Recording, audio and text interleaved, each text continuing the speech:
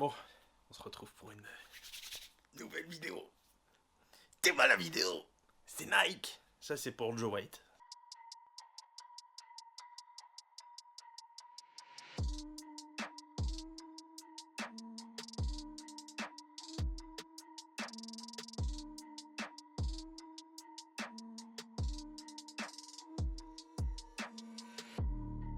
On va se retrouver sur une petite vidéo. Je sais pas encore comment je vais l'intituler. Qu'est-ce que le drift? C'est quoi le drift? Comment on drift? Je sais pas trop. Je vais trouver, hein, vous inquiétez pas, ça fuse de partout là,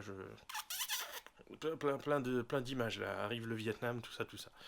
On va commencer par le drift, c'est quoi, tout simplement? C'est des dérapages. Et oui, il n'y a rien de plus compliqué. Non, c'est un sport auto qui est né au Japon, puisque la discipline est née. Mais vous vous doutez bien qu'il y a déjà Bobby Jane en 1784 avec sa petite calèche. Il arrive un petit peu vite devant le saloon, tu vois, et puis ça s'est un peu tortillé, et puis voilà.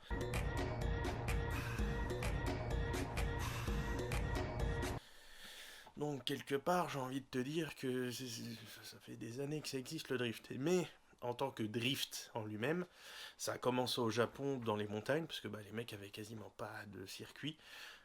Un peu ce qui se passe en France maintenant, on n'a plus de circuit. Enfin, non, c'est une autre... Enfin bref, c'est une autre... Non, voilà. Et donc ça a commencé en montagne, et puis ça s'est démocratisé, ils en ont fait des championnats, etc.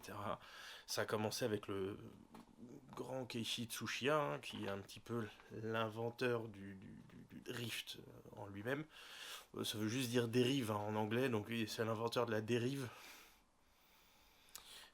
Tout de suite, s'ils avaient choisi un nom français, les Japonais, ouais, tu fais quoi? Je fais de la dérive. Ouais, vite. Et en gros, le but, c'est avec une propulsion. J'ai bien dit une propulsion, me cassez pas les pieds avec vos 4 roues motrices maudites. Ça, c'est pour du Gymkhana et vos autres saloperies à la Ken Block. Là, on est en propulsion. Vous pouvez prendre une 4 roues motrices et la passer en propulsion. Ça marche, mais sinon, c'est une propulsion. Le but, c'est tout simplement de glisser sur du bitume. Attention, pas de la neige, pas de la terre, on n'est pas en rallycross. Et de faire des dérapages. Je vais vous mettre un petit bout de vidéo histoire que vous voyez un peu le truc.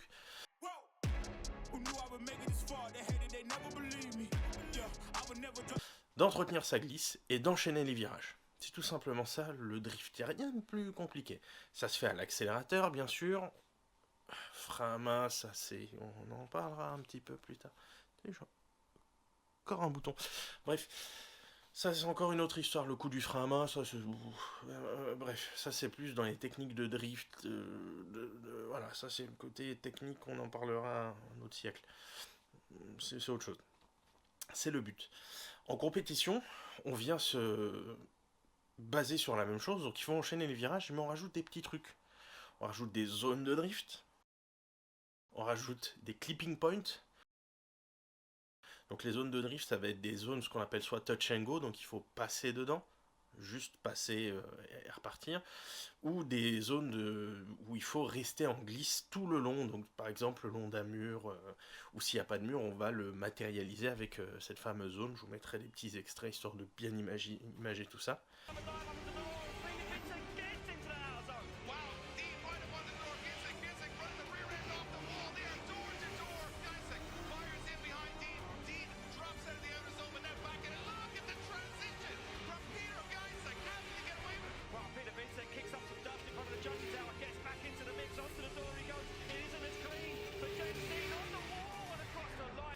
Et on va voir des clipping points qui sont tout simplement des piquets, un petit peu comme en ski en slalom. Des piquets à venir chercher, il ne faut pas les taper normalement, il ne faut pas les détruire, il faut passer le plus proche possible sans les éclater. Ça voilà, c'est le résumé en moins de 5 minutes de le drift c'est quoi, que ce soit sur circuit classique ou en championnat. Voilà, ça c'est la grosse base, tout le monde est ok là-dessus, on passe à la suite. Maintenant, le drift, il y a un gros souci. Combien ça coûte? Je vais dire pas cher en fait. Je vais dire ça coûte pas si cher que ça. Mais comme dans plein de trucs, ça dépend. Il faut savoir que à l'heure actuelle, pour faire du drift, on va sur circuit. Il y a 2 écoles, piste arrosée, il y en a de plus en plus pour éviter la fumée, le bruit, etc. Histoire aux riverains, tout ça, moins consommer de pneus, machin. Moi, je trouve que c'est très bien. Au Japon, il y en a beaucoup qui driftent sous la flotte. Moi, je regardais les vieilles vidéos Drift Tengoku de... Il faut avoir fait le Vietnam pour les avoir vus, enfin bref.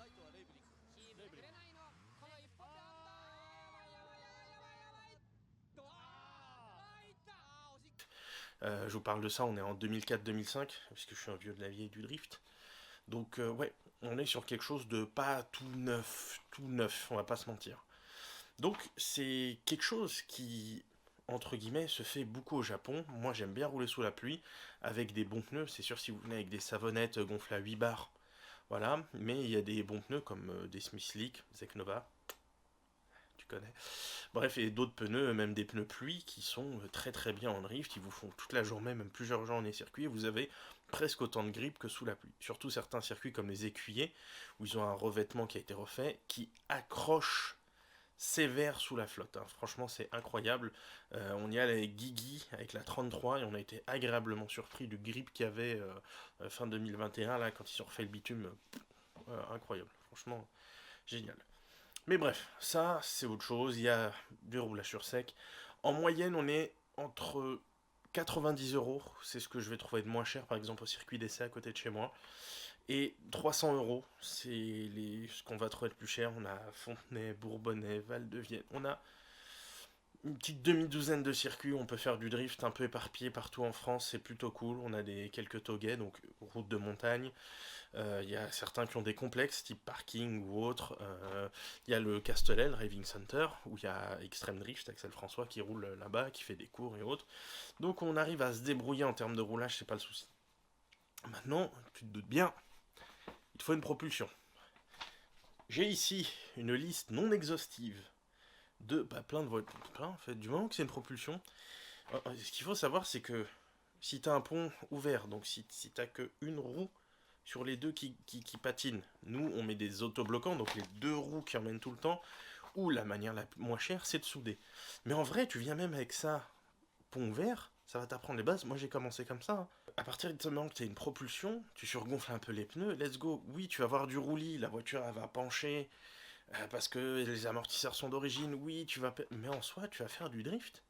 Et ça va t'apprendre de la meilleure des manières. Tu vas commencer par ce que beaucoup ont commencé, comme moi de mon époque, par la galère, parce que t'allais pas sur eBay, tu commandais pas tes 2 kits grand angle, ton pont soudé, ton kit turbo ping-pong à 500 euros, tu jetais tout ça parce que t'as vu les tutos de Switch Rider, de Farine, de MS ou de je sais pas qui, et puis bah voilà, tu dis cool, avec mes potes bricolos, j'ai fait une caisse de 500 chevaux avec un grand angle. Nous on n'avait pas ça à l'époque, fallait tout un petit peu se faire chier, mais voilà. Mais en gros, c'est un peu le principe, hein, c'est triste, mais t'as une propulsion, tu vas rouler sur circuit, tu te fais plaisir. Il y a des petits plus, avoir des bons pneus, taille un peu plus basse, t'auras une meilleure tenue de route, le pont soudé, bien évidemment, déconnecter toute traction contrôle, ESP, tout ça, ça c'est obligatoire, hein, ça faut, tu déconnectes tout, soit en enlevant des fusibles, soit si c'est pas actionné par bouton, ça dépend de ta caisse. Euh, et le gros plus, c'est combiné fileté. Le frein à main, je te dirais que c'est un plus, surtout si tu viens faire des battles. Mais en soi, pour déclencher, moi j'aime pas les déclenchements au frein à main, je suis team Jap, gros déclenchement appel contre appel. Tout ça, les techniques de drift, on verra, c'est une prochaine fois, je vous ferai une vidéo avec la voiture où je vous montrerai quelques techniques, les avantages, les inconvénients. Ou peut-être même sur Assetto, parce que c'est pas mal parlant, on peut mettre la cam à l'extérieur et tout, ça peut être cool. Et en gros, bah, t'as pas besoin de plus de choses que ça. Donc en soi, une caisse, j'ai fait une petite liste, hein, de la moins chère à la plus chère. Vous allez avoir les Volvo, 740, 760, 940, 960. On a du 4 cylindres turbo, on a du V6. Évitez les diesels parce que de plus en plus de pistes les interdisent. Savoir que le diesel en plus s'il fuit, c'est une horreur parce que vous pourrissez la piste pendant X temps. On a les Mercedes, les bonnes vieilles 190E, les concurrentes des E30. On a les modèles d'après, donc les entre guillemets classe C, des années milieu 90. C'est la concurrente de la E36. Alors les Mercedes ont un avantage, ça braque pas mal. C'est pas cher parce que vous pouvez trouver une C220, donc je crois que de mémoire c'est un 2 litres 2, 150 chevaux. l'équivalent d'un 3 minutes 30 pour moins de 1000 euros. Tu soudes le pont, tu la vides. Si t'as pas l'argent pour mettre des combinés, tu coupes les ressorts bien propres ou tu mets des ressorts courts, t'as une bonne saloperie pour 500, 1000 euros. Voilà, je pars, regarde. Un moment. Allô. Réveille-toi, enfin fais quelque chose. Investis, la crypto, enfin non, c'est pas le sujet. Mais voilà, donc je vous fais un petit peu la suite. Faut savoir que des Mercedes, on a aussi de la CLK, donc gros coupé, l'équivalent d'un 328i, on est quasiment dans le même poids, à 40 kg près. Je sais qu'United Driver avait fait une vidéo pas trop mal où il a préparé, c'est dommage qu'il a un peu laissé le projet, il est reparti sur une BM. Mais c'est des caisses qu'on trouve autour de 1000 balles, voire même moins. Des fois, on en trouve à 500 euros. Moi, j'ai acheté un 3 litres de V6, 900 euros. À partir de ce moment-là, voilà. On a bien sûr BMW, mais les prix, ça part en couille. Non, j'utilise des termes difficiles, mais ça part totalement en couille l'histoire là. On a des E36 325 à 5 6 000, 7 000 euros. On en parle avec Chouf, les gens deviennent fous. Enfin, c'est incroyable. Mais bref, bon, après, voilà. En germanique, on a Opel Omega, en V6, pareil en 2 litres de 4 cylindres aussi, 2 litres 4 cylindres, 3 litres 2 litres 5 V6, c'est un peu plus lourd, mais c'est pareil, tu t'en fous. C'est pas une caisse pour faire le championnat, c'est une caisse pour aller drifter avec tes potes sur circuit, c'est un missile quoi, t'apprends avec, tu tapes une aile, c'est pas grave, j'ai payé la caisse 300 balles. Maintenant, si t'as un peu plus de budget, je te passe aussi les Ford Sierra et autres Ford Scorpio qui sont dans la même lignée de l'Omega. En Jap, on va voir RX8, le fameux projet mixeur. Moi, il fera pas que du drift, hein, ça fera quelques glissades, mais ça va être quand même une caisse un peu plus street. Voilà. On a des 350Z qui sont pas mal. On a des S13 qui sont cool. MX5, les Lexus, une GS, même si c'est une boîte auto, c'est un 2JZ Atmo d'origine, ça fait quasiment 230 chevaux. Une IS200, ça fait 150 chevaux, ça a des bons châssis. Le problème, c'est ça, c'est soit il y a des boîtes auto, soit ça rouille, soit en France c'est hors de prix. Donc il faut aller en Angleterre, en Allemagne, parfois Belgique, Espagne, où on les trouve parfois moins chers. C'est 3 fois moins cher, genre une 350Z. En France, ça tourne dans les 10 000. En Angleterre, on a une 370 à 10 000. Voilà, c'est simple. Je te fais pas plus de calcul, donc une 350, c'est 2 fois moins cher. Voilà. On va avoir aussi Honda S2000, enfin, toutes les saloperies. Tu peux même venir en vrai, en vrai, de vrai, avec une Peugeot 505 ou une Fiat Panda 4x4 passe en propulsion. Du moment que c'est une propulsion, même si tu dois adapter des pièces en suivant certaines règles, ça passe, c'est une propulsion. Ça, on est d'accord qu'on est dans la partie missile pour apprendre le drift, les trucs fun, etc. etc. Maintenant, je vais pas te mentir que une caisse de championnat, oui, on voit beaucoup les mêmes caisses en championnat. Pourquoi? Les pièces sont développées pour, donc t'achètes, tu mets. Des fois, t'as des réglages directement. Voilà, tu prends Chouf M392. Les moteurs, t'as tout l'embarras du choix à mettre dedans, mais train avant Wisefab, train arrière Wisefab, l'arceau, bah, comme moi, tu le prends chez AST Roll Cage, tu jettes ça là-dedans, t'as une super caisse, super châssis et tout. Mais il y a encore des mecs en E30. Il y a, bah tiens, le dépôt 45 en Audi. Demain, tu t'achètes une petite A4, un litre 8 turbo quattro, là, 150 chevaux. Tu fais une remap de 3 saloperies. Tu vires la transmission à l'avant, il y a plein de tutos. Hein. Ça te fait un petit missile cool qui fait un peu plus de 200 chevaux et qui change. Et des A4, t'en as à moins de 1000 balles en quattro. Pareil. Voilà, donc il y a des combinés filetés, tout ça. Oui, quand tu vas commencer à chercher des gros kits grand angle et tout, si tu cherches un peu Pologne, États-Unis ou même du sur-mesure, c'est pas forcément ce qu'il y a de plus cher hein, comparé à un Wisefab, mais ça demande un peu plus de développement. Ça, je te l'accorde. Mais voilà, que tu puisses un peu bouger, ça te donne une petite idée. Donc en soi, un bon missile, moins de 2000 euros, avec une paire de combinés filetés, un pont soudé, ça coûte zéro, c'est un pote qui soude. Un petit frein à main au pire que tu peux acheter à peu près n'importe où. Voilà. T'as une bonne base, la vider ça vaut 0 euros. Tu mets des bons pneus à l'avant, une petite paire de Zeknova là, en taille basse là, en semi-slick, comme ça le train avant il est pas mal. Train arrière tu mets des pluies, une Royal Rain Sport, tiens, ça va super bien. En 15 pouces c'est 100 euros les deux. Là tu te régales avec ça, tu seras pas surpris par les pneus et tout. T'es bien. Là, les petits LDM, là, ils ont essayé ça là, au Bourbonnais là. Ah, ils étaient contents, ils ont été surpris. Maintenant, on va parler d'autre chose. Combien ça coûte? Ça, c'est pas la même histoire par contre. Faut savoir que une année au CFD en pro, c'est à environ 2000 balles, plus ou moins. Selon s'il y a 6 manches, 5 manches, 4 manches, Covid, extinction de la race humaine, enfin voilà. Bref, ça, donc tu te dis, c'est 2000 balles. À l'année, ça va. Ça fait quoi? Ça fait, je crois, 300 ou 400 balles la session. Il y en a 5-6. C'est raisonnable. Et des pétards, c'est normal. Il va te falloir un truc pour tracter, parce que de préférence, même en loisir, faut que tu prennes un truc qui tracte. Parce que tu veux pas y aller sur la route, les gendarmes, les problèmes, véhicules modifiés, blablabla. Voilà. Un bon truc qui tracte, un bon gros break, une petite camionnette, aller avec le contrôle et tout, si t'es un petit peu chercheur, 2000 balles, t'as un truc pas dégueu. Voilà, on ne demande pas d'avoir une caisse qui fait 300 chevaux, mais allez, le petit TDS du Seigneur, là, la petite série 539 TDS, acheté 1200 euros, tu rajoutes les papiers, un entretien, voilà. Après, l'histoire des permis, B96, EB, machin, etc. On en parlera. Allez, on va dire que tu te prends EB, c'est 600 euros. Voilà, t'as mis 600 euros, t'es à 2006, t'es prêt. Mais il te faut un plateau. Soit tu le loues, soit tu le payes. Voilà, payer un double essieu, en général, d'occasion, les gens deviennent fous, tu le toucheras pareil neuf. Faut compter à peu près 2500 euros. À peu près. Voilà. Donc, plateau, permis, voiture, t'es à 5000 balles. Et déjà, c'est plus pareil. Plus l'inscription à l'année, 2000 balles. Tu te dis, bon, bah j'ai le gasoil, l'essence, le Airbnb. Voilà, tu t'es fait ta petite salade et tout. On va dire que ta première année, t'as mis 10 000 balles, t'es prêt. Voilà. J'ai ma petite feuille là. Il y a un truc qui a marqué pneus. Ah ouais. On va dire que t'as une bonne caisse, tiens. Caisse qui fait 500 chevaux, un truc correct pour le championnat. Pas trop lourd, pas trop léger. Un bon mélange, tiens. Tiens, série 1 avec un V8. Tiens, voilà. Série 1 avec un LS. Je te dis une connerie, j'aime pas ce moteur, mais voilà. Faut savoir qu'une paire de pneus en 18, c'est environ 250 euros. Je prends des 5 Nova, de 65, 35, 18. 90% du paddock roule avec cette largeur, cette taille. C'est la plus grande que tu peux avoir en largeur. C'est le max. On va dire que vendredi, c'est une double manche. Vendredi, t'arrives, c'est une simple manche. Samedi, t'arrives, c'est les essais.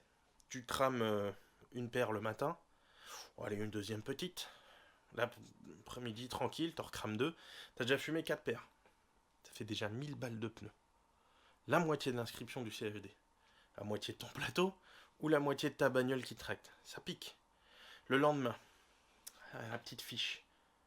Qualif, un train de pneus, top 32, un train de pneus, top 16, putain tu gères, un train de pneus, top 8, un train de pneus. Voir si tu passes top 4, un train de pneus, puisque bah tes pneus, tu fais faire un run devant, un run derrière, c'est fini. Ça fait quasiment une dizaine de pneus, ça fait 2500 balles par course. Fais ça x5 ou x6. Voilà. Je te laisse comprendre qu'il y a beaucoup plus cher de pneus. C'est un fun fact, hein, je te le dis, mais dans le micro, comme ça, regarde.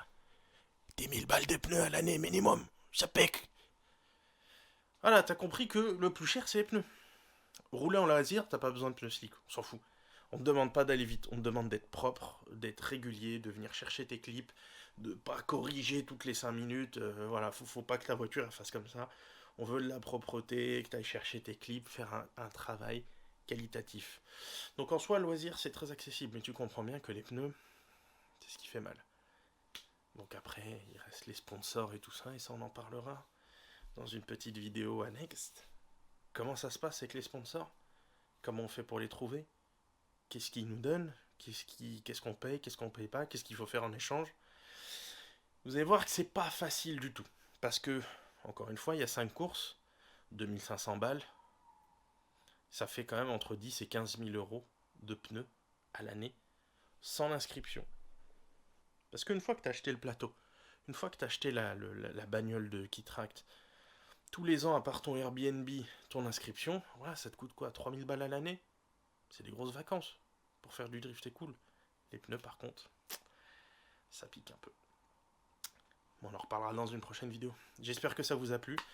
J'ai vu que la vidéo de la Mazda avait dépassé 2000 vues. Je m'attendais à 500-600 vues déjà. Moi, mon objectif, c'est 500 vues, hein. J'étais content si j'avais 500 vues. Je suis quasiment à 300 abonnés. Vous déchirez tout. J'ai reçu plein de messages. Alors, vu que c'est un peu compliqué, je prépare la S13 en même temps. Enfin, je suis sur trois fronts en même temps. Là, les vacances, le CFD, la voiture de Guigui. Enfin, donc, du coup, j'ai pas trop eu le temps de faire mon étalonnage de son. Donc, à partir de celle-là, je vais m'occuper un peu plus du son et tout. Les dernières, en plus, j'étais malade, j'avais le nez pris avec le rhume et tout, donc un peu plus de dynamisme. Mais je lis les commentaires, les messages privés, les remarques, vous inquiétez pas. J'ai vu pas mal de gens me demander de faire un Tipeee pour donner des dons. Écoutez, ouais, carrément, moi, il n'y a pas de souci. Donc, je mettrai un petit Tipeee dans la description. Plus important, c'est partager, abonnez-vous, mettez la petite cloche. Comme je vous dis, tous les lundis, je fais mon maximum. Là, je pars en vacances, donc il y a peut-être un lundi, donc la semaine prochaine, où il n'y aura pas de vidéo, ou quand je rentre de vacances, je sais pas. Parce que ça dépend si j'ai le wifi là-bas pour l'activer, enfin, tout un micmac. Mais on va se démerder pour essayer d'en sortir une tous les lundis, et puis vous proposer un contenu. Sachant qu'il y a beaucoup de choses qui arrivent cet hiver, vous n'êtes pas prêts entre les RX8, d'autres saloperies, bosser sur l'américaine, ou si on va essayer de faire un petit peu ça ensemble, voir les découvertes et les problèmes qu'on va avoir dessus, ça va être drôle. Peut-être si j'arrive à me démerder avec le wifi, faire un petit live, donc un petit chill, tu vois, un petit dimanche après-midi, petit live mecha, avec tout le monde. Voilà. Enfin, tout le monde, on sera peut-être 10, hein, mais je pense que ça pourrait être cool. Ça pourrait être vraiment cool. Donc ouais, n'hésitez pas à vous abonner, partager, un petit pouce bleu, c'est pour les bébés. Et commentaire, allez-y, si vous avez une remarque, un truc, une question, je réponds à tout, il n'y a pas de problème. Je fais un peu mon youtubeur classique, mais voilà, kiffe, allez. Salam, hein. Un bisou, hein.